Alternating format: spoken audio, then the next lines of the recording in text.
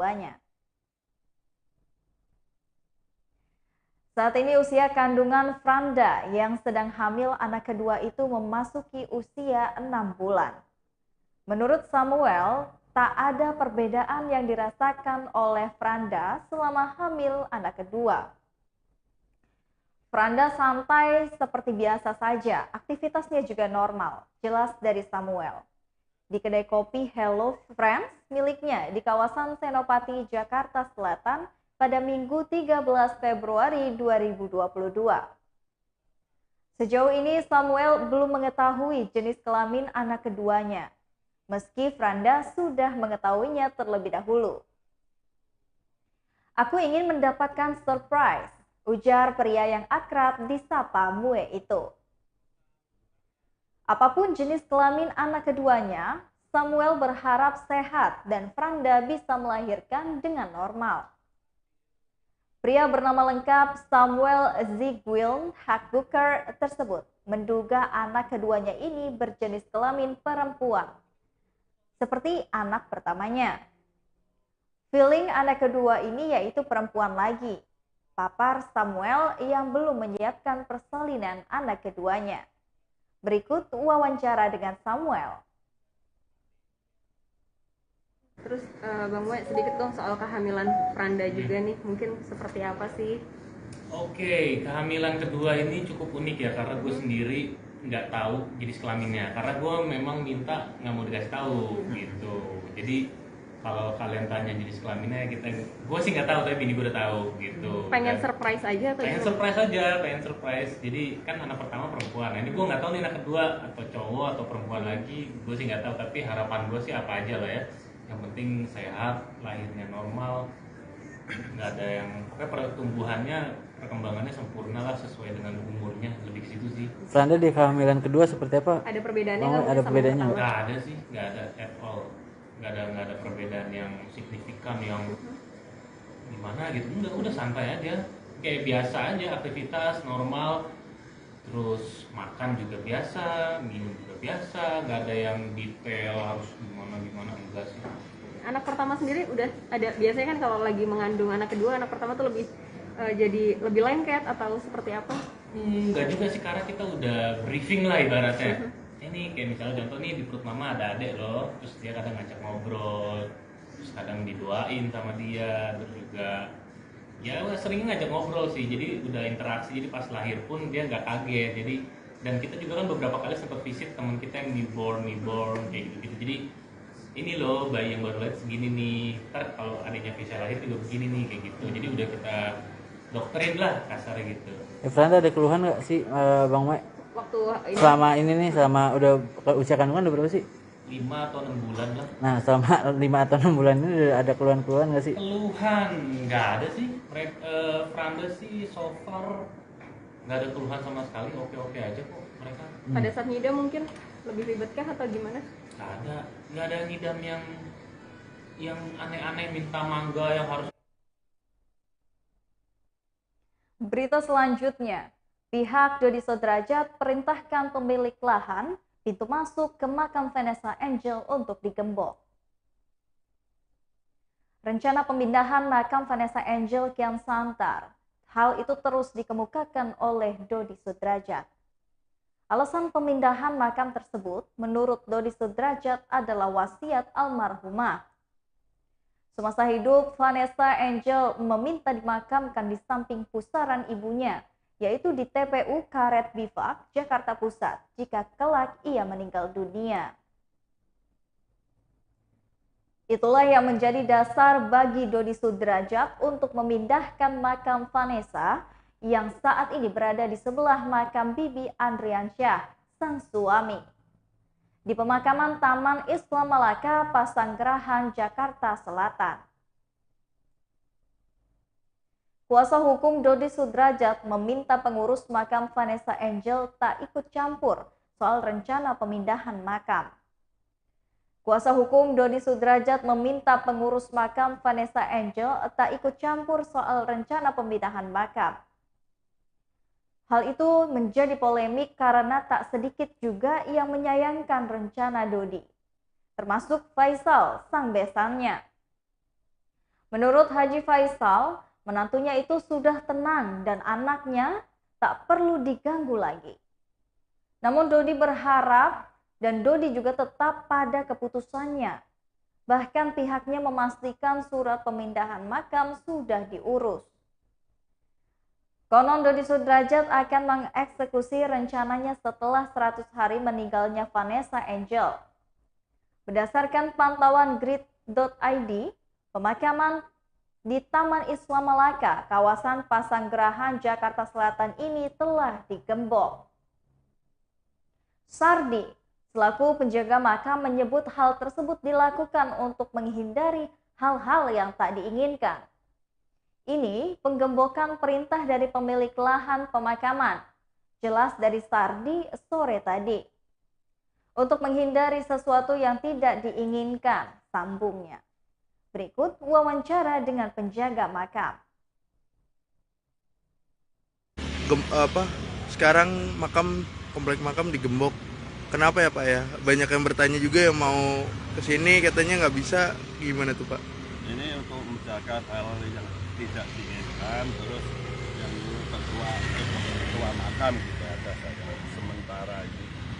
Oh jadi ada arahan dari ketua makam? Ya ada arahan dari ketua makam. Tapi kemarin juga Pak Faisal sempat menyampaikan bahwa ingin mempercantik makamnya Vanessa Angel Pak. Maksudnya di tembok apa kayak gimana? Sudah ada konfirmasi dari pihak sana ke Bapak? Saya belum tahu. Belum tahu. Saya tahu. Memang ada sebelumnya sempat ada rencana gitu kah?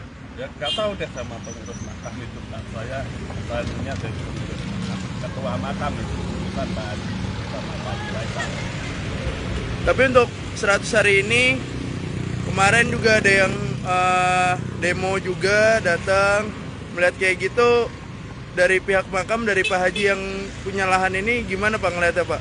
Ya malah senang semangat berarti dukung apa yang sama Pak Haji itu para remaja.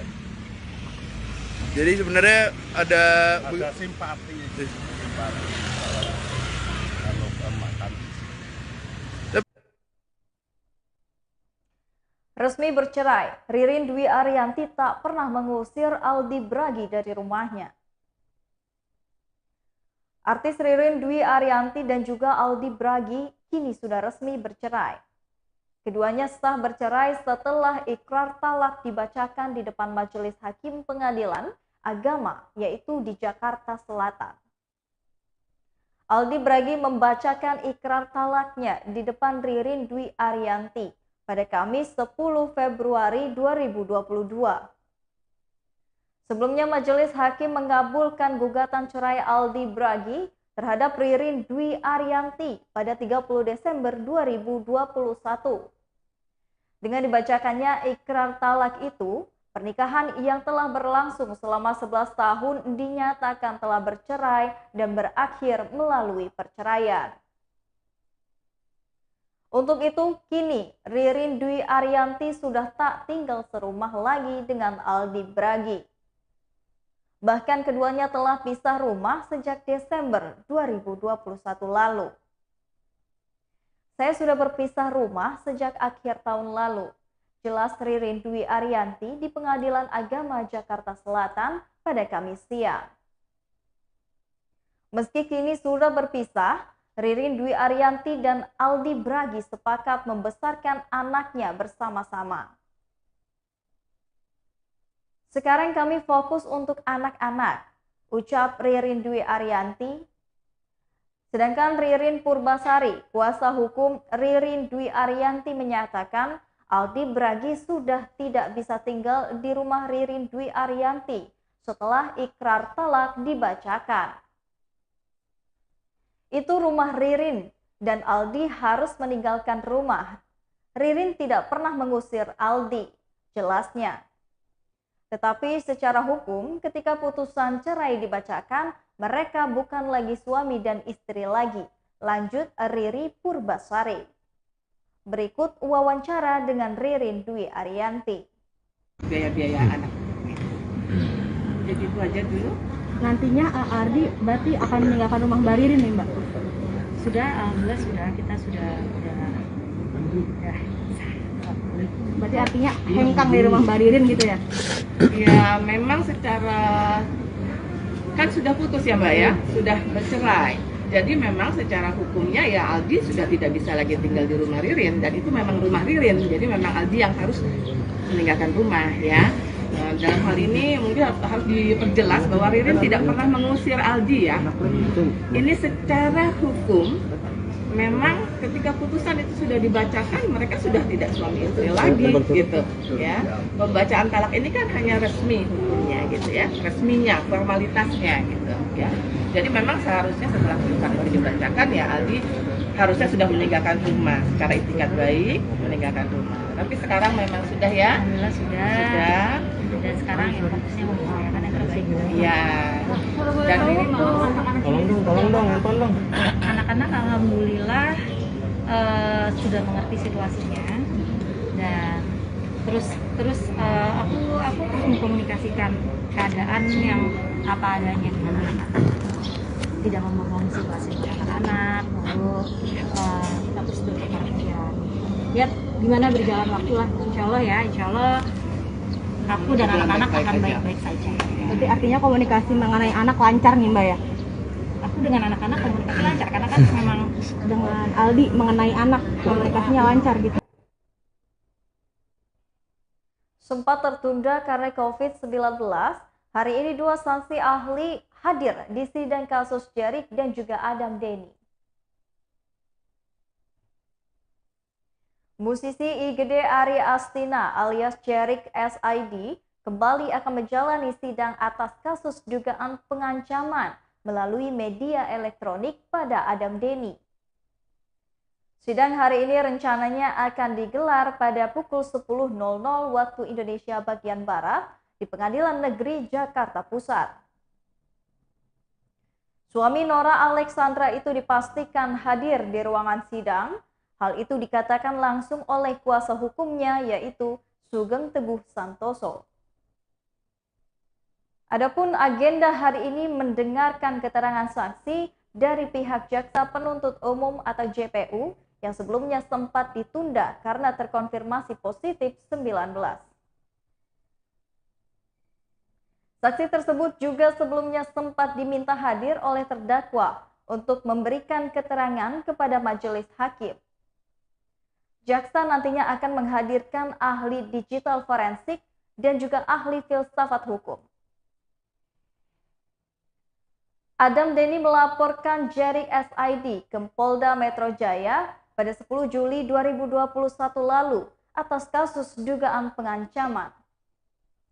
Laporan Adam Denny terhadap Jerick SID diterima petugas dengan nomor laporan LP-3-B-3-425-7-2021-SPKT-Polda Metro Jaya,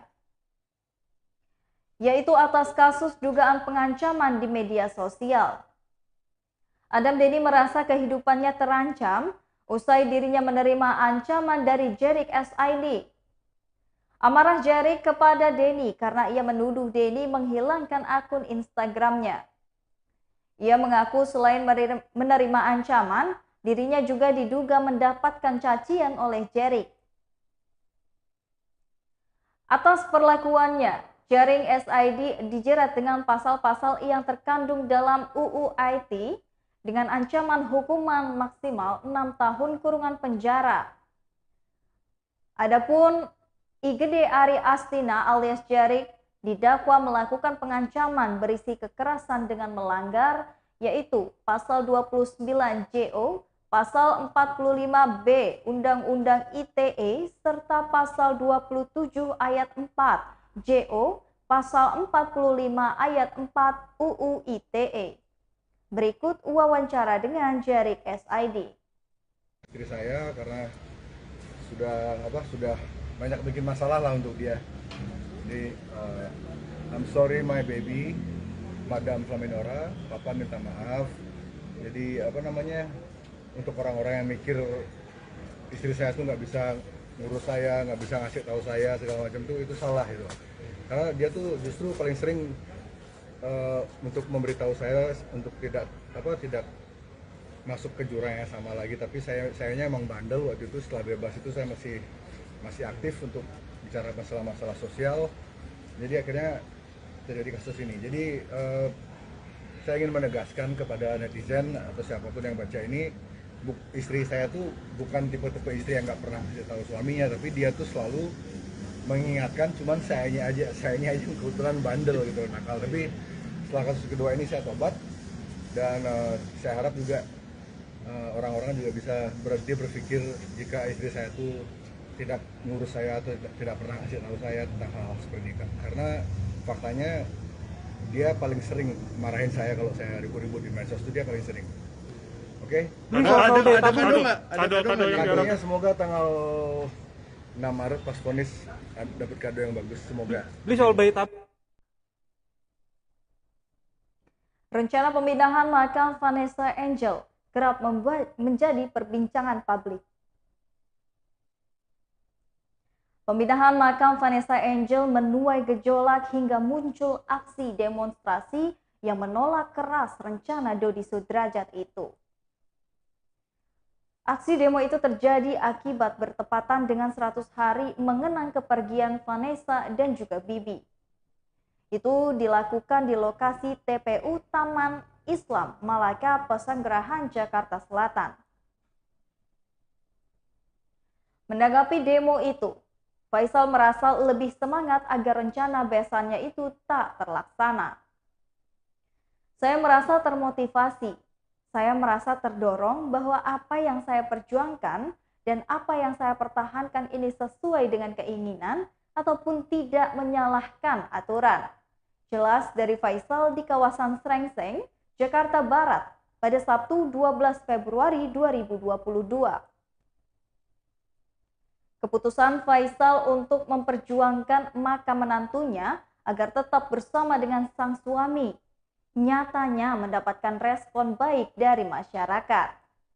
Aksi demo massa BKN menolak pembongkaran makam Vanessa Angel di TPU Taman Islam Malaka, Srengseng, Jakarta Barat pada Sabtu 12 Januari 2022.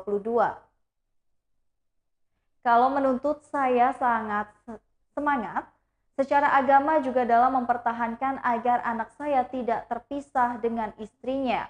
Rupanya mendapatkan sambutan yang baik dari masyarakat, ujar dari Haji Faisal. Terbukti dengan adanya puluhan massa dari organisasi masyarakat atau ormas yang menggelar demo penolakan pembongkaran dan juga pemindahan makam mendiang Vanessa Angel. Terbukti pada hari ini ada yang demo agar makam tak dibongkar dan jangan dipindahkan. Faisal sangat berterima kasih kepada masyarakat yang setuju atas perjuangannya untuk senantiasa mempertahankan makam Vanessa Angel dan juga Bibi Ardiansyah berada dalam satu liang lahat.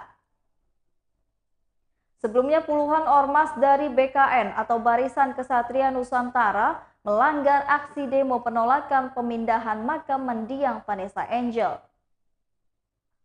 Demonstran itu dilakukan di depan kawasan TPU Taman Islam Malaka yang bertepatan dengan 100 hari mengenang kepergian Vanessa Angel dan juga Bibi Ardiansyah. Berikut wawancara dengan Haji Faisal. Melihat tadi siang kan ada sempat demo di aksi itu di makam. Gimana tanggapan aksi damai? Ya gimana ya tanggapan saya merasa termotivasi, saya merasa terdorong saya bahwa apa yang saya perjuangkan dan apa yang saya pertahankan ini sesuailah dengan dengan keinginan ataupun tidak menyalahi aturan menurut saya. Semangat secara agama dalam mempertahankan agar anak saya tidak terpisah dengan istrinya itu rupanya mendapat sambutan baik daripada masyarakat. Nah, terbukti pada hari ini ada yang demo agar makam jangan dibongkar, jangan dipindahkan. Itu sangat memotivasi saya dan sangat mensupport saya. Dan terima kasih kepada mereka yang telah memberi dukungan dan telah artinya membentengi mensupport kami itu. Terima kasih sekali lagi, terima kasih kepada mereka semua. Mungkin ada juga tambahan dari kami tim kuasa hukum dari Pak Faisal dan keluarga untuk mengenai rencana pemindahan makam. Pada intinya kami kuasa hukum akan mempertahankan hak-hak dari klien kami, ya kan. Kami akan membela, pokoknya segala sesuatu akan kami pertahankan. Dalam artian di sini kami tidak setuju adanya dengan pemindahan makam tersebut. Kami akan melakukan upaya hukum sesuai dengan hukum dan undang-undang yang berlaku. Baiklah Tribuners, itulah tadi berita selebritas siang bersama dengan saya, Kusnul Asyaifah. Selamat siang dan sampai jumpa.